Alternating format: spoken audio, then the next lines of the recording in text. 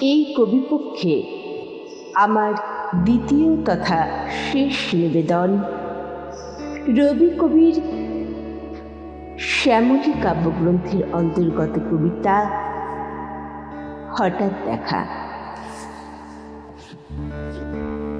রেলগাড়ির কামরায় হঠাৎ দেখা, ভাবিনি সম্ভব হবে কোনোদিন।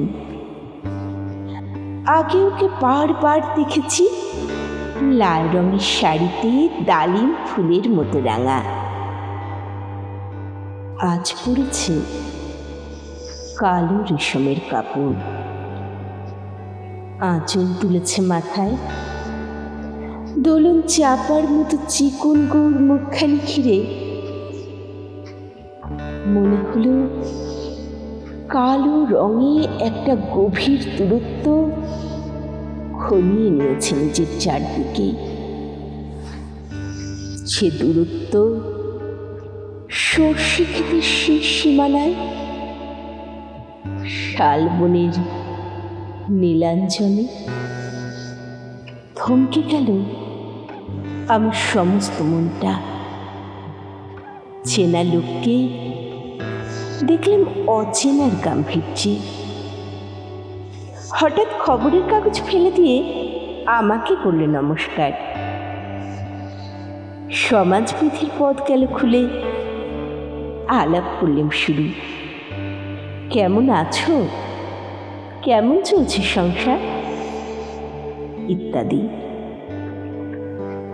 সে রইল জানলার বাইরের দিকে চেয়ে, যেন কাছের দিনের ছোঁয়াচ পার হওয়া চাহনিতে। দিলে অত্যন্ত ছোট দুটো একটা জবাব, কোনোটা বা দিলেই না। বুঝিয়ে দিলে হাতের অস্থিরতায় কেন এসব কথা, এর চেয়ে অনেক ভালো চুপ করে থাকা। আমি ছিলাম অন্য বেঞ্চিতে ওর সাথীদের সঙ্গে।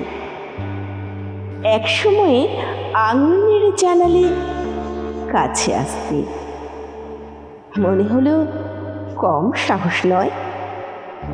বসলুম ওর এক বেঞ্চিতে। গাড়ির আওয়াজের আড়ালে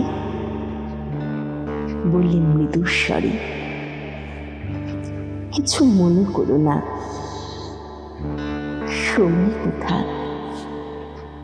সময় নষ্ট করবার।